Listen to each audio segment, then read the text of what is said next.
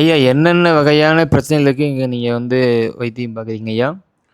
இப்போ நாம் என்னென்ன வகையான வைத்தியம்ல இங்கே மாந்திரீகத்தில் என்னென்ன செய்ய போகிறீங்க ஆமாங்க ஐயா.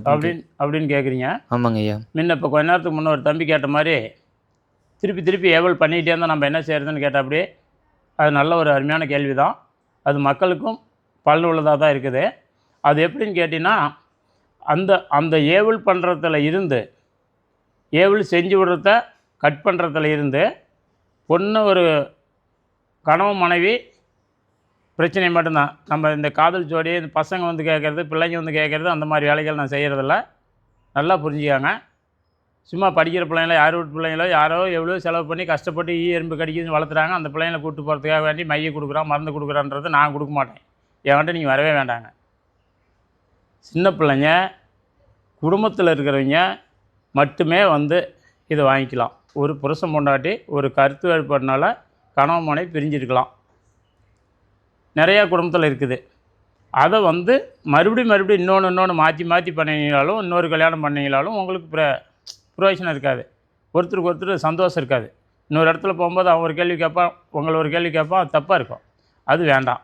2 பேரும் சேர்ந்து வாழ்கிறதுக்கு என்னவோ அதை நாங்கள் செய்கிறேன்.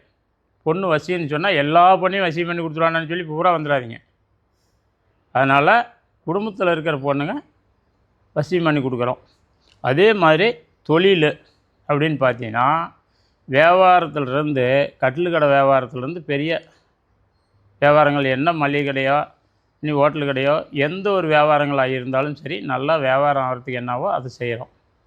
அடுத்து பார்த்தீங்கன்னா, பில்லிச்சூனி ஏவல் எவ்வளோ பிரச்சனை இருந்தாலும் அதை நாம் வந்து நேச்சராக அந்த மாதிரி மைய மூலமாக இந்த மாதிரி எந்திரத்து மூலமாகவும் அதை நாம் கட் பண்ணி எப்பவும் வராமல் பண்ணி கொடுக்குறோம். நல்லது மட்டும் என்னவோ அதை நம்மளை நாடி வாங்க. உங்கள்கிட்ட எவ்வளோ பைசா இருந்தாலும் பரவாயில்ல, நான் பைசாவுக்காக அங்கே செய்யலை. மறுபடியும் சொல்கிறேன், நான் பைசாவுக்காக செய்யலை, மக்களுக்காக செய்கிறேன். மக்கள் சேவை.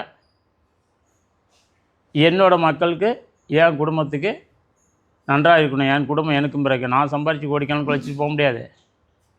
அது எங்கள் பசங்க என் பேர பிள்ளைங்க வரைக்கும் சாகிற வரைக்கும் சம்பாரித்து நான் வச்சுட்டு போக முடியாது. நாம் ஒருத்தர் கெடுக்கவும் நான் வரல, நான் சம்பாதிக்கவும் வரல.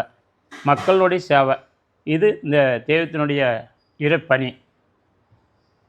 இதை நம்பி எல்லோரும் வரலாம். வாங்க, எல்லாம் சேர்ந்து செய்யலாம். வணக்கம்.